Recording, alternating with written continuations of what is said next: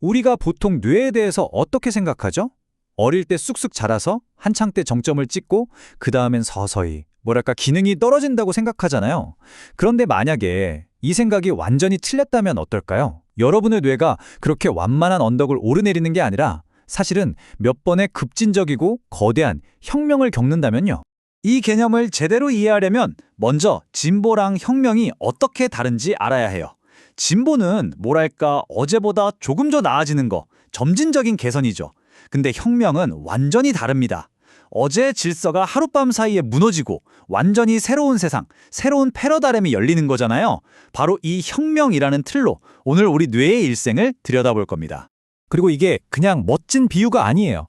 실제로 케임브리지 대학교에서 약 4,000명의 뇌를 스캔해서 분석한 아주 획기적인 연구가 있는데요.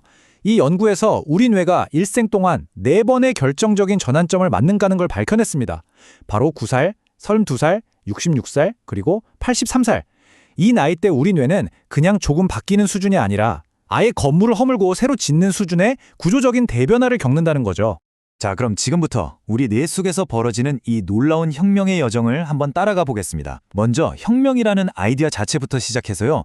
유년기에는 어떻게 기초공사를 하고 청년기와 성인기에는 어떻게 최적화를 하는지, 그리고 노년기에는 어떤 지혜로운 재편성이 일어나는지, 마지막으로 제일 중요한 거 있죠? 이 변화의 파도에 우리가 어떻게 현명하게 대처할 수 있는지 그 방법까지 알아보겠습니다. 첫 번째 파트, 바로 혁명적인 아이디어입니다. 아니 도대체 우리 뇌는 왜 그냥 완만하게 변하는 게 아니라 세상을 뒤엎는 것처럼 급진적인 패러다임 전환을 겪는 걸까요? 여기서 핵심 키워드는 생물학적 혁명입니다. 이게 무슨 말이냐면요. 우리 뇌가 그냥 시간이 지나면서 낡아가는 부품 같은 게 아니라는 거예요. 오히려 인생의 다음 단계를 완벽하게 준비하기 위해서 낡은 구조는 과감하게 버리고 새로운 질서, 그러니까 새로운 운영 시스템을 적극적으로 만들어 나가는 거죠. 아주 전략적인 재건축 과정이라고 볼 수 있습니다. 자, 그럼 첫 번째 혁명의 현장으로 가볼까요? 두 번째 섹션, 유년기입니다. 바로 기초를 다지는 시기죠. 태어나서 9살까지. 이때는 정말 말 그대로 폭발적인 건설이 일어납니다. 이 첫 9년 동안 우리 뇌는요, 거대한 건설 현장이나 마찬가지예요. 수십억 개의 새로운 신경 연결, 시냅스가 폭발적으로 생겨나고요. 정보를 처리하는 컴퓨터 본체격인 회백질과 이 컴퓨터들을 잇는 통신망인 백질의 부피가 엄청나게 늘어납니다.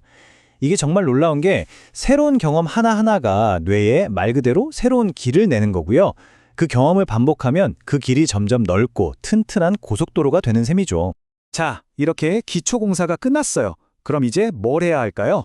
맞습니다. 정교하게 다듬어야 하죠. 세 번째 섹션, 청년기와 성인기는 바로 효율성과 안정성을 찾아가는 시기입니다. 9살부터 66살까지 우리 인생에서 가장 긴 이 시기는 유년기에 만든 그 기초를 아주 효율적으로 조정하고 안정시키는 과정이라고 할 수 있어요. 이 긴 시기는 사실 두 단계로 나눌 수 있어요. 먼저 9살부터 32살까지는 확장된 청소년기라고 볼 수 있습니다. 이때 뇌는 불필요한 연결들을 과감하게 잘라내는 마치 정원사가 가지치기 하듯 대규모 튜닝을 진행해요. 효율성을 최고로 끌어올리는 거죠. 그 후에 32살부터 66살까지는 뇌 구조가 드디어 안정화되면서 새로운 걸 짓기보다는 이미 잘 만들어진 네트워크를 최대한 잘 활용하는 데 집중하게 됩니다. 그래서 여기서 정말 중요한 포인트가 있어요. 32살쯤 성인기에 접어든다고 해서 뇌 발달이 끝나는 게 절대 아니라는 겁니다. 물리적인 구조는 안정되지만 그 안정된 구조 위에서 뇌의 기능적인 능력은 계속해서 향상되고 정교해지는 거죠. 이미 가진 도구를 가지고 더 똑똑하고 효율적으로 쓰는 방법을 터득해가는 시기라고 할 수 있습니다. 이제 세 번째 혁명으로 넘어가 보겠습니다. 네 번째 섹션, 노년기, 지혜와 재편성입니다. 66세 이후 많은 분들이 쇠퇴라고 생각하는 바로 그 시기죠. 하지만 이건 쇠퇴가 아니라 아주 영리한 재편성에 대한 이야기입니다. 66세에서 83세 사이에 우리 뇌에서는 정말 흥미로운 막교환이 일어납니다. 네, 맞아요. 정보 처리 속도나 단순 계산 능력 같은 건 예전 같지 않을 수 있어요. 하지만 그 대가로 우리가 뭘 얻는지 아세요? 바로 평생에 걸쳐 쌓아온 깊고 의미 있는 지식, 즉 의미 기억과 세상을 꿰뚫어보는 지혜가 정점에 이릅니다. 계산기는 좀 느려졌지만 세상의 본질을 보는 통찰력은 훨씬 더 깊어지는 거죠. 83세가 넘어가면 뇌는 또 한 번 변화합니다.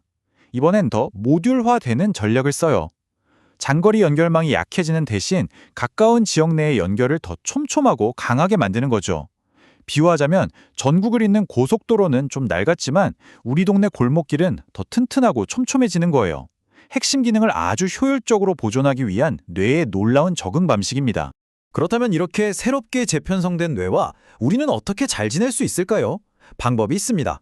노년기에는 핵심 아이디어에 집중하고 짧게 여러 번 반복하는 학습이 가장 효과적이에요. 한 번에 1시간씩 붙들고 있는 것보다 5분, 10분씩 집중하는 게 훨씬 낫죠. 그리고 제일 중요한 건데요. 새로운 정보를 내 삶의 경험이나 행복했던 기억 같은 감성과 연결하는 겁니다. 이 모듈화된 뇌는 건조한 사실보다는 따뜻한 의미에 훨씬 더 강력하게 반응하거든요. 자, 이 모든 이야기가 우리를 마지막 섹션으로 이끌고 있습니다. 5번째, 혁명에 대항하기. 이 뇌의 여정에 우리가 어떻게 능동적으로 참여할 수 있을지에 대한 이야기입니다. 이런 얘기를 듣다 보면 이런 질문이 생기죠. 이런 생물학적 시계는 그냥 정해진 운명이라서 우리가 받아들여야만 하는 걸까? 과연 그럴까요? 다행히도 대답은 아니옵니다. 연구를 보면요. 오히려 나이가 들수록 사람들 사이의 뇌건강 차이가 훨씬 더 커진다고 해요. 이게 뭘 의미할까요? 바로 우리가 평생에 걸쳐 해온 운동, 식단, 사회활동, 그리고 무엇보다 끊임없는 배움 같은 습관들이 쌓여서 그 차이를 만든다는 명백한 증거죠. 106세 철학자이신 김영석 교수님께서 이걸 정말 잘 표현해 주셨어요. 정신은 늙지 않을 수 있다. 끊임없이 공부하고 의미 있는 일을 찾고 사람들과 연결되는 것이야말로 건강한 삶의 비결이라고 몸소 증명해 보이셨죠. 우리의 정신적인 활력은 상당 부분 우리 손에 달려 있다는 겁니다. 그래서 오늘의 핵심 결론은 이것입니다. 만약 우리 뇌의 변화가 혁명적이라면 우리의 대응 역시 혁명적이어야 합니다. 우리는 그저 시간의 흐름에 몸을 맡기는 수동적인 승객이 될 수 없어요. 평생에 걸친 호기심과 배움을 통해서 의도적으로 우리 뇌를 가꾸는 능동적인 참여자가 되어야 합니다. 우리가 오늘 살펴본 모든 단계들은요, 그저 늙어가는 과정이 아니라 여러분의 삶의 새로운 질서와 새로운 패러다임을 만들 수 있는 기회입니다. 그래서 마지막으로 이 질문을 남기겠습니다. 당신 내외에 다음 혁명이 오고 있습니다. 여러분은 어떻게 준비하시겠습니까?